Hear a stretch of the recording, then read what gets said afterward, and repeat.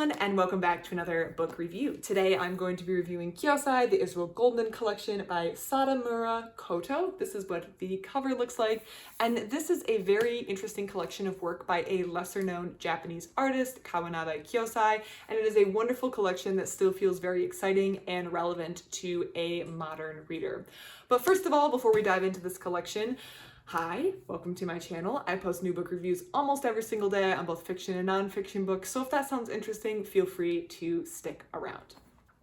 So this book, as you can see right away, it's quite a bit bigger than your average book. I feel like books that are art collections do tend to go for this format because it gives space for the art to shine. As you can see here, the art has plenty of space on these large pages for you to really inspect and see everything, but it's not very heavy overall. It's quite light. So I did think that was good. When the books are quite heavy, you feel like you're getting a free arm workout, but this one feels like just the right size for you to enjoy the art without getting super heavy in the process. It doesn't feel like it has to be a coffee table book that you have to look at a table to sit. You can sit, and it is a little bit bigger, but you can prop it up and read it almost like a book.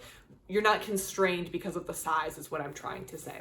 And the cover does have this little raised section for the title, but it's very pretty. I really like the cover. It features a piece of art by Kyōsai and nothing else. I really like this design. It keeps it nice and simple and clean. Same with the back. We have just a piece of art, actually a continuation of the same art piece as we see later in the book, with just a little blurb right here.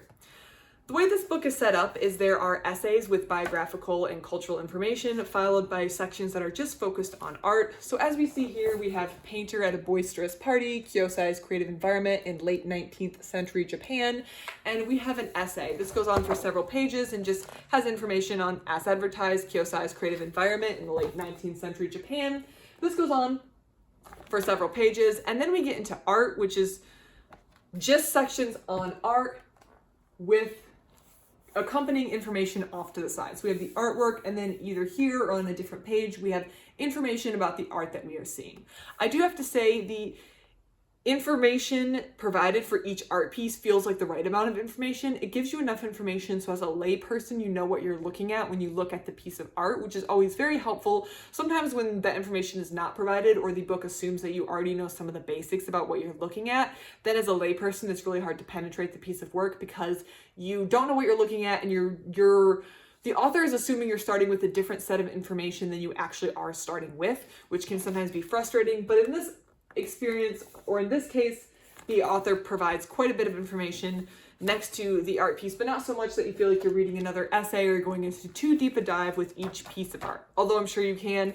I read another book recently, Animal Circus, which was also about Kyōsai and also by Sadamura Koto. So I believe she's kind of a leading expert in this field, and I'm sure she could write an essay on every single piece of art that's included, but she chooses to simplify and keep it nice and clean and neat to just give you what you need to know to look at the piece of art being shown.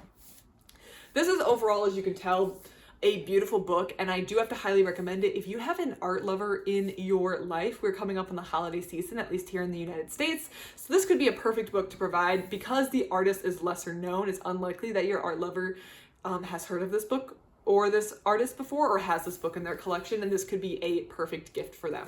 But before we get too far into me discussing what gifts you should get, I'm going to show you some of my favorite pieces of art. I really enjoy Kyōsai's art style. It's a little distinctive, I feel like. I feel like the more you get into artists, the more you realize they have a distinct style. I am not an art historian, an art critic, anything like that, but it doesn't take much to realize there's distinct styles between artists, and you can kind of start to tell them apart.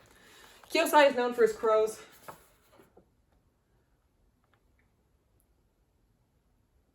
And he does beautiful crows, I do have to say. Some of these are pieces that I have seen in other books before, but it never hurts to see them again, and I do think they are quite pretty. The next one is actually the piece that's on the cover. The title of that is A Beauty in Front of King Enma's Mirror. So one thing that the book does too is they'll have the full art piece on one page and then a zoomed in section on the other page, which is what we have here. This is, of course, the piece that's on the front. I just really liked this one. I felt like the scene was dynamic. I felt like you could feel the emotion of what was going on, and I just really enjoyed this piece. Next is this ghost. I'm pretty sure I've seen this, I saw this ghost picture in the Japanese Yokai and Other Supernatural Beings book by Andreas Marks that I also read, and the review of which is on my channel. But I just felt like this conveyed spookiness without having anything too ghastly. There's not blood, there's not chains, there's not chainsaw, there's not gore, there's not fangs, but it does contain a little bit of a spooky sense, and I think Kyōsai had that come through. I liked, in this case, we have the like pre-drawing. I'll hold it up so you can hear better. We have the pre-drawing on one side, or the sketching and the outline, and we have the final product on the other side, which I think is also interesting to see side by side.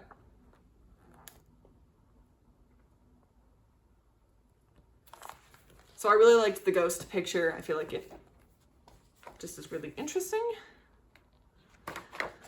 And Kyōsai is also known for his frogs. In the biographical section, we learn that this is one of the first things he drew as a young boy. So he has this affinity for frogs that we see again and again. And we have these little frog battles. These were actually depictions of current events. I'm going to flip the page and do the zoom up section, zoomed in section, I should say.